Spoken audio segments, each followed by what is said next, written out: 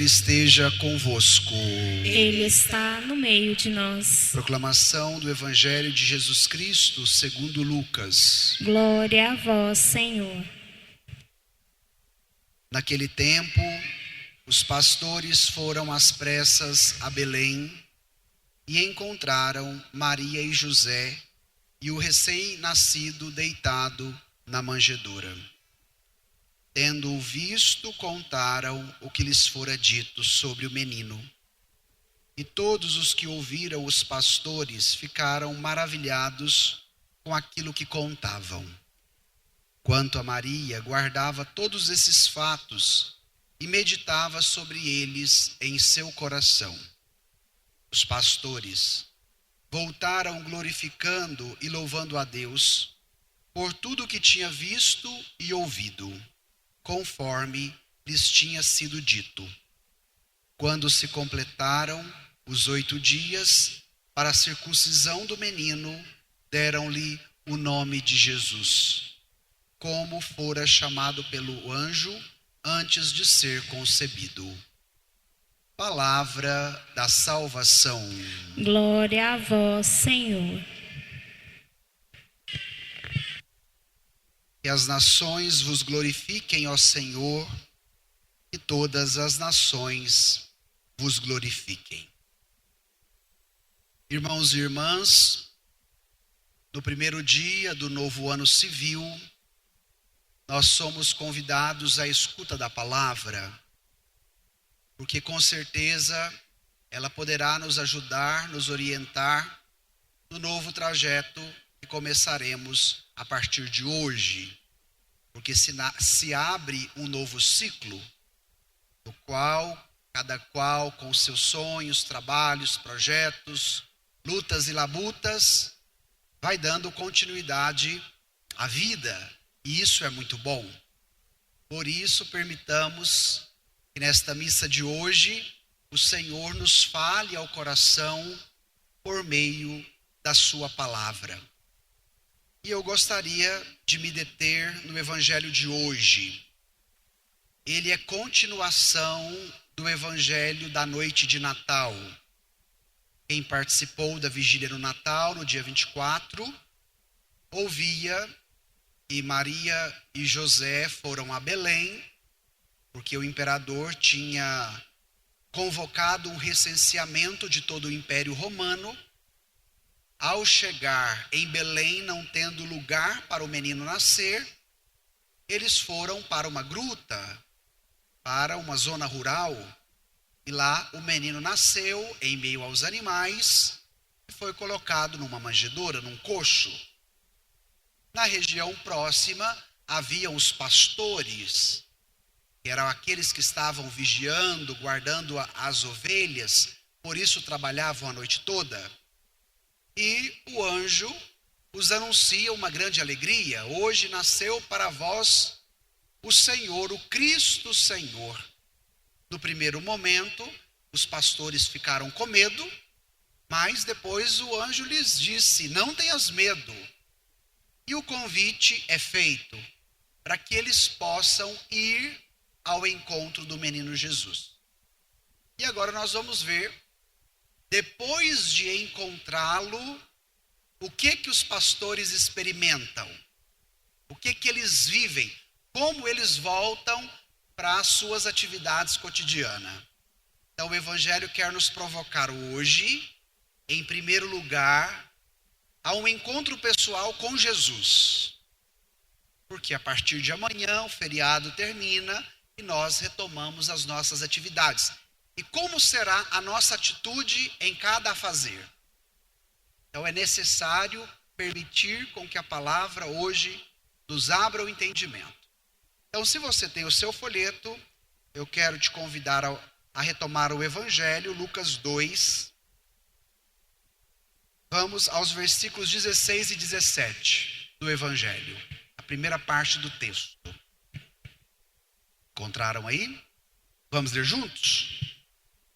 Naquele tempo, os pastores foram às pressas a Belém e encontraram Maria e José e o recém-nascido deitado na manjedoura.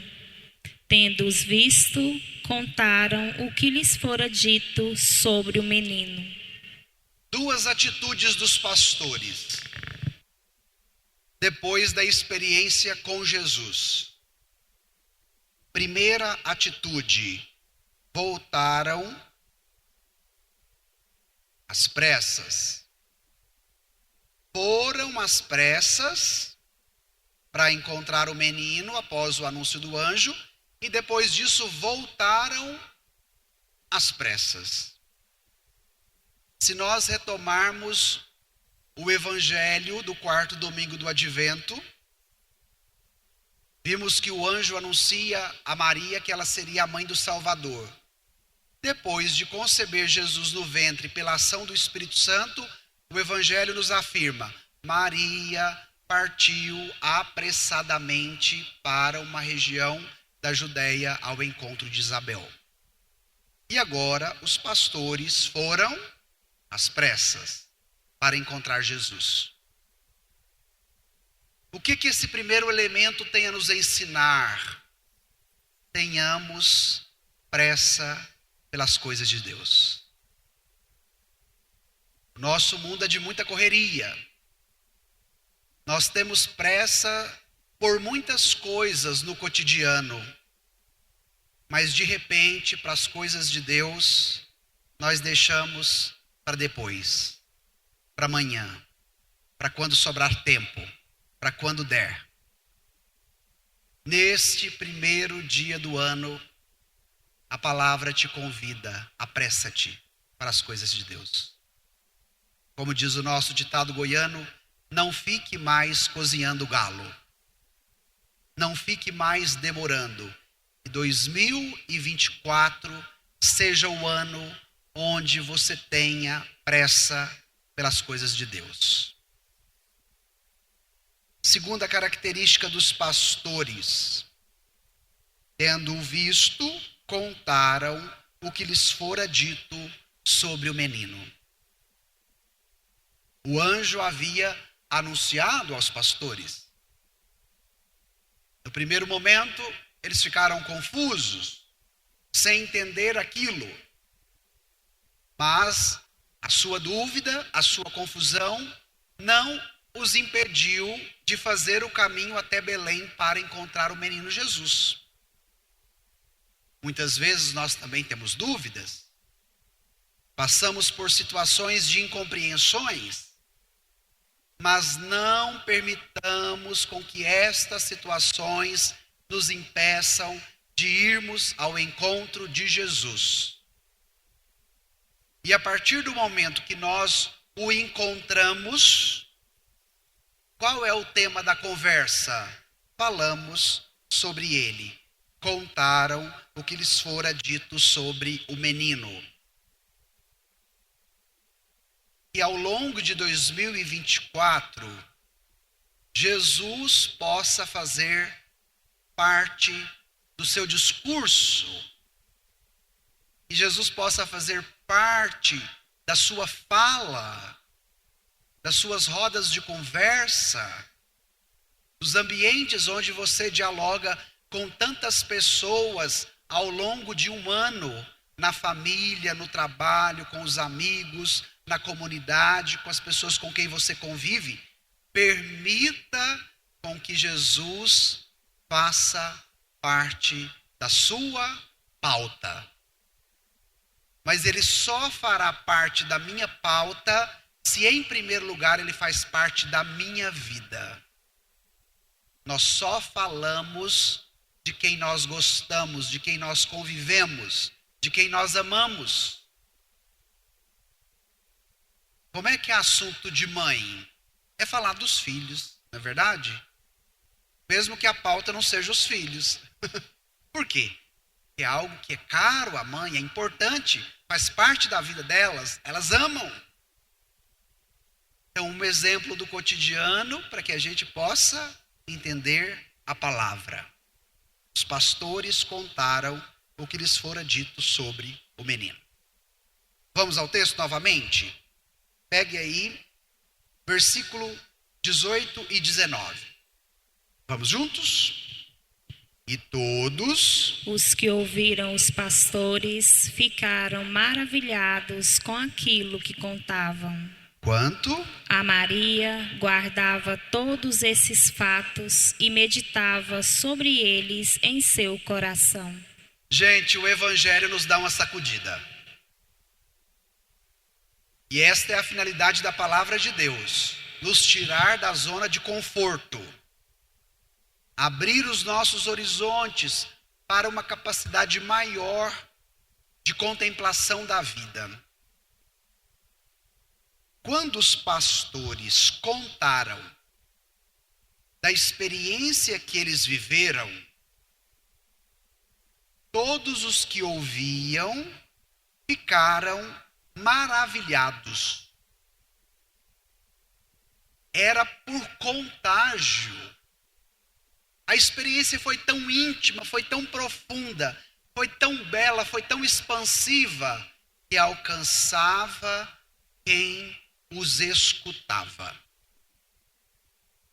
Por que o Evangelho nos tira da zona de conforto? Porque ele nos provoca qual é a forma que eu utilizo para falar de Jesus na minha casa, para falar de Jesus no meu trabalho, na minha roda de amizade. A forma dos pastores era por contágio, para que os que estavam ao seu lado também experimentassem as maravilhas de Deus. E isso daqui, minha gente, precisa ser traduzido para a nossa realidade. Porque de repente lá em casa, com o marido que não participa, com o filho que não participa, com a nora que não participa, a gente quer dar discurso legalista e moralista da religião para eles. Ao falarmos de Jesus, ao falarmos da fé ou ao falarmos da igreja. E aí, se eles já não estão vindo, depois disso eles não virão. A forma como o Evangelho de hoje nos ensina para lidar com aqueles que estão distantes é permitir que, através do nosso testemunho, eles também fiquem maravilhados. Olha que ensinamento prático, direto, objetivo.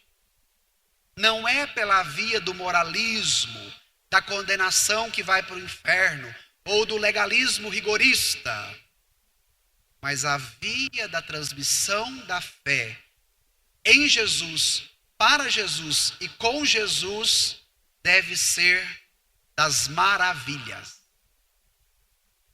Então, que neste almoço que você talvez terá com a sua família, com seus amigos, com as pessoas com quem você convive, no 1º de janeiro de 2024, você seja capaz de transmitir uma experiência que por primeiro você viveu. Eu experimento as maravilhas de Deus na minha vida. Além dos pastores, o texto nos apontou uma outra personagem. Do versículo 19, a mãe de Jesus, Maria. Sobre tudo o que estava acontecendo, que também era muito novo para ela, mas ela foi capaz de acreditar. Eis aqui a serva do Senhor, faça-se em mim segundo a tua palavra. Pois ficou grávida, o menino nasceu, e eles recebem agora as primeiras visitas, que foram dos pastores. E nos disse o texto que ela meditava sobre tudo o que estava acontecendo onde? No seu coração. Maria quer te ajudar a viver uma prática que nós estamos desconsiderando no nosso tempo presente. Porque o nosso condicionamento cultural, social, é de muita fala, é de muito barulho, é de muita imagem, é de muito ruído sonoro. Calcula numa semana quantas mensagens você recebe nas suas redes sociais. WhatsApp, Facebook, Instagram e tantas outras coisas que temos. Ao sairmos pela cidade, somos bombardeados por barulhos e imagens a todo momento. E aí cada qual pode fazer o seu exame de consciência, o seu ritmo cotidiano. E por que falar destas coisas? Porque esse movimento, ele nos põe numa constante cultura externa, de movimento exterior, de fala, de ruído, e nos priva de uma cultura da interioridade. O grande vazio que as pessoas têm na sua dimensão existencial, quando tem um ambiente seguro na qual elas podem falar disso, demonstra um vazio aqui dentro, que é no campo da existência, mesmo que tenha tudo muito estruturado do lado de fora, mas aqui dentro a coisa não anda bem. E eu sempre gosto de orientar: saiamos de uma cultura meramente da exterioridade, do barulho, do movimento, da correria, e passamos para uma prática da interioridade. E nós só podemos fazer esta travessia através da espiritualidade.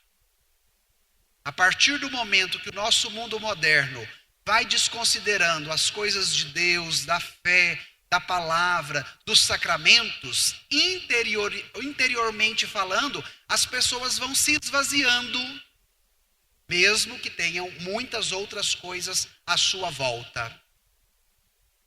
Retomemos a uma dimensão da interioridade que é onde? No coração.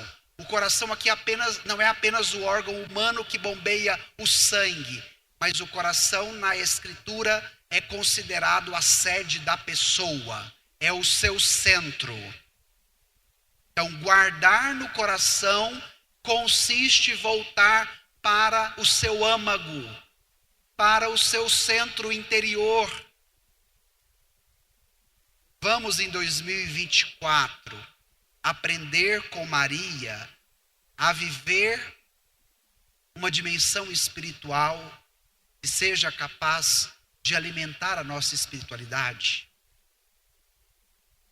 Sempre do final de um ano para o início de outro, nós fazemos uma travessia. E o Evangelho te convida à travessia da cultura da exterioridade para a cultura da interioridade. Cultura espiritual, que vai te alimentar interiormente falando, que vai te ajudar, que vai fazer a diferença na sua vida. Estão vendo a praticidade da palavra? Quanta coisa ela está nos ensinando para o ano que está começando. Vamos terminar o Evangelho, vocês dão conta? Os 2 últimos versículos? Tome aí. 20 e 21. Leiamos juntos. Os pastores voltaram glorificando e louvando a Deus por tudo que tinham visto e ouvido, conforme lhes tinha sido dito. Quando se completaram os 8 dias para a circuncisão do menino, deram-lhe o nome de Jesus, como fora chamado pelo anjo antes de ser concebido. Gente, o Evangelho é fascinante, encantador. Como a experiência dos pastores, assim como a de Maria e de José também, foi na dimensão da interioridade, como é que eles fazem o caminho do cotidiano, da volta? Eles voltaram glorificando e louvando. Preste atenção agora na provocação que eu vou te fazer. Qual é o sintoma que pode diagnosticar na sua vida se você está vivendo mais a cultura da interioridade ou a cultura da exterioridade, o seu modo de agir diante das coisas? A experiência de Maria e dos pastores, na intimidade com Jesus, na interioridade com Ele, fez com que eles louvassem e glorificassem. Agora, se eu fico só na dimensão do tuk-tuk exterior, qual vai ser o sintoma? Reclamação e murmuração. Deu para entender? A forma como você age diante dos fatos cotidianos revelam que tipo de cultura que te alimenta. Exterioridade ou interioridade. Então, quando eu chego em casa, eu estou louvando e glorificando ou estou reclamando? Amanhã, quando o telefone tocar, o celular do despertador, porque eu preciso voltar para o trabalho, como é que eu acordo? Louvando e glorificando ou reclamando porque tem que levantar para ir trabalhar? Comece a fazer esta autoavaliação. E esta autoavaliação é para quê? É para o seu crescimento interior. É para qualificar a sua existência. É para te ajudar no novo ciclo que está iniciando hoje. Faça a experiência na sua interioridade com Jesus, porque mesmo em meio a situações difíceis, você passará por meio delas, glorificando e louvando a Deus. Que maravilha! Que boa notícia! No 1º de janeiro. Depois disso, deram o nome ao menino. Como é que o menino foi batizado, gente? Como é que ele chamava? Jesus. O mesmo nome que o anjo havia anunciado a Maria. Então o nome Jesus vem do hebraico Yeshua, que significa Deus salva. Então a missão daquele menino recém-nascido era qual? Salvar a humanidade.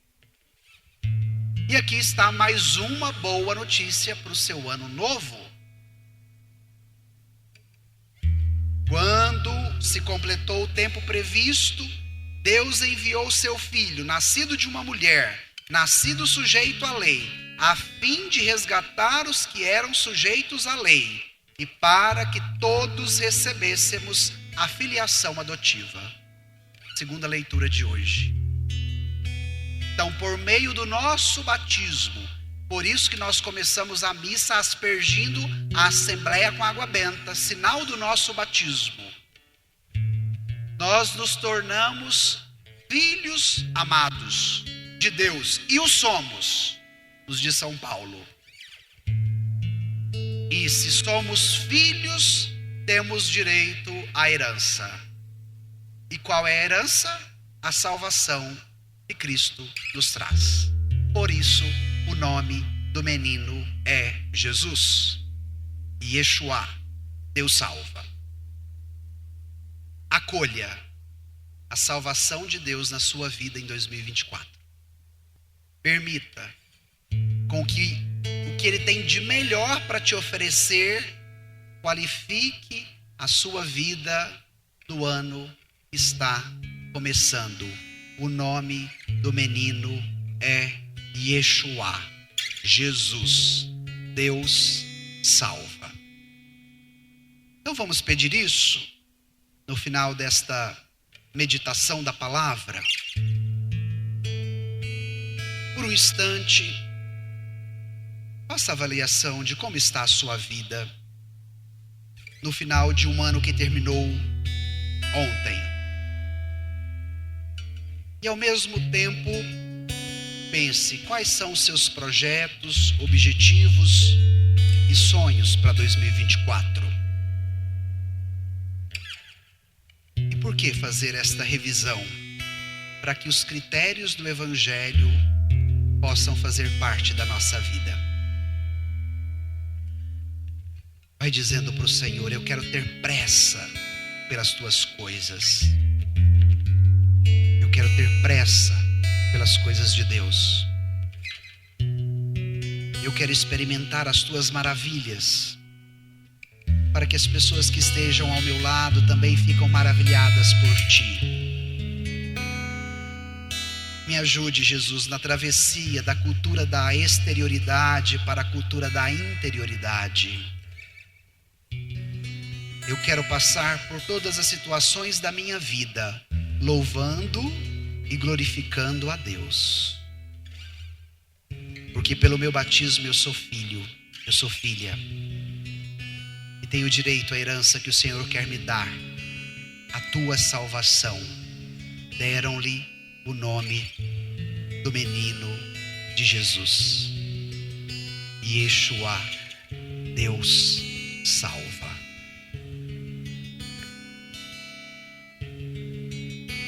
Oh, minha alma, retorna a tua paz, como criança, bem tranquila, no regaço acolhido de sua mãe.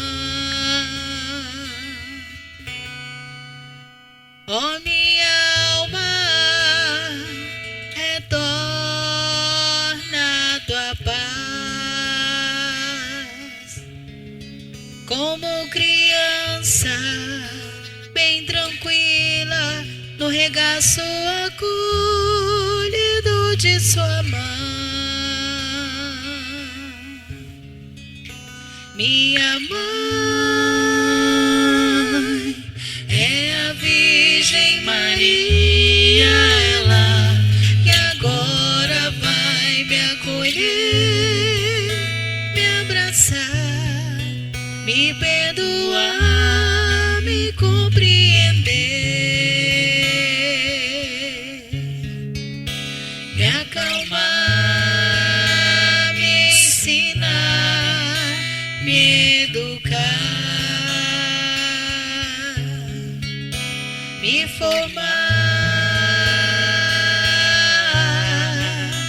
me amar.